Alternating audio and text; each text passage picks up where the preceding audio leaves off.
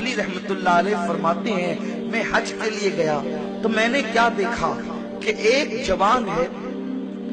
جو کعبے کا غلاف پکڑ کر ہر وقت ایک ہی دعا کرتا ہے، اللہ میرا خاتمہ ایمان پر فرما، میرا خاتمہ ایمان پر فرما، میرا خاتمہ ایمان پہ فرما۔ میں حیران ہوں، یہاں تو ہر دعا قبول ہوتی ہے، یہ ایک ہی دعا کی رٹ لگائے ہوئے ہیں کہ میرا خاتمہ ایمان پہ فرما، خاتمہ ایمان پہ فرما۔ فرماتے ہیں جب وہ دعا سے فارغ ہوا تو میں نے پوچھا اے جوان، یہاں تو ہر دعا قبول ہوتی ہے، تو بس ایک ہی رٹ لگائے ہوئے ہیں، اللہ میرا خاتمہ ایمان پہ فرما، میرا خاتمہ ایمان پہ فرما۔ تو شیخ عبداللہ موصلی سے وہ جوان کہتا ہے اے عبداللہ، اگر تم اللہ کے برگزیدہ بندے نہ ہوتے تو میں کبھی بھی یہ راز تمہیں نہ بتاتا۔ دراصل بات یہ ہے کہ میرے دو بھائی تھے، اتنے نیک متقی اور پرہیزگار کہ ایک بھائی نے 40 سال تک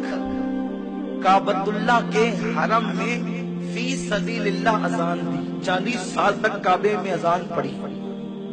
اور 40 سال تک کبھی اس کی تکبیر اولا، پہلی تکبیر بھی نماز میں فوت نہیں ہوئی، کبھی اس کی تہجد بھی فوت نہیں ہوئی۔ اور دوسرے بھائی نے 30 سال تک کعبے میں اذان پڑی فی سبیل اللہ، اور اس کی بھی 30 سال تک کوئی نماز نہیں چھوٹی، حتیٰ کہ تہجد بھی فوت نہیں ہوئی۔ لیکن جب وہ میرے دونوں بھائی مرنے لگے تو موت کے وقت انہوں نے کہا کہ قرآن لاؤ۔ جب قرآن شریف ہم نے ان کے ہاتھ میں دیا، یہ سوچ کر کہ یہ بڑے نیک متقی اور پرہیزگار لوگ ہیں، شاید دنیا سے جا رہے ہیں تو قرآن پڑھتے پڑھتے جائیں گے، جب ان کے ہاتھ میں قرآن دیا تو ان ظالموں نے قرآن اٹھا کر کے کہا معاذ اللہ کہ اس میں جو کچھ لکھا ہے وہ سب غلط ہے، استغفر اللہ، لا الہ الا اللہ محمد رسول اللہ صلی اللہ علیہ وآلہ وسلم۔ ان ظالموں نے، بدبختوں نے یہ کہا، اور یہی آخری جملہ کہہ کے وہ دونوں مر گئے۔ میں حیران ہوا، جن کی تہجد بھی نہیں چھوٹی، ایک 40 سال اور ایک 30 سال تک کعبے میں اذان پڑی اس نے کعبۃ اللہ کے حرم میں، اور تکبیر اولا کے ساتھ نمازیں پڑھی، پھر وہ کافر ہو کر کیوں مرے، وہ کفر پر کیوں مرے؟ وہ تیسرا چھوٹا بھائی کہتا ہے تو میں نے بہت غور کیا، تب مجھے پتا چلا کہ وہ ہر معاملے میں نیک اور متقی تھے، لیکن بس ان کی زندگی میں ایک گناہ تھا کہ جب کوئی عورت ان کے قریب سے گزرتی تو وہ عورتوں کو للچائے نظر سے دیکھا کرتے، عورتوں پہ بد نظری کرتے عورتوں پہ۔ بس یہی ایک گناہ تھا ان کی زندگی کا، جس کی وجہ سے وہ مرتے مرتے کافر ہو گئے اور دنیا سے کافر ہو کر کے گئے۔ یاد رکھیں، آج سب سے زیادہ نحوست کسے کی ہے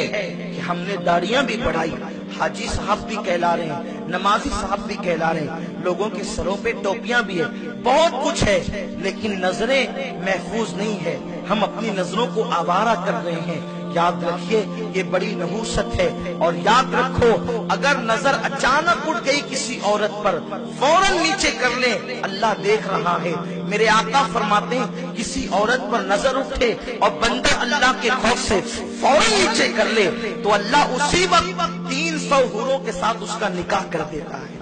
حور جنت میں وہ زمین پہ ہوتا ہے، تبھی نکاح اس کا کر دیا جاتا ہے۔ اور اللہ اکبر، جو نظر گڑا لے، جمع کر کے دیکھے، آقا فرماتے ہیں اس کی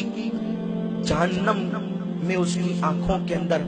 آگ کی سلاخیں ڈالی جائے گی، اس کی آنکھوں میں آگ بھری جائے گی۔ موت کا احساس کرو، یہ دنیا چند دن کی ہے،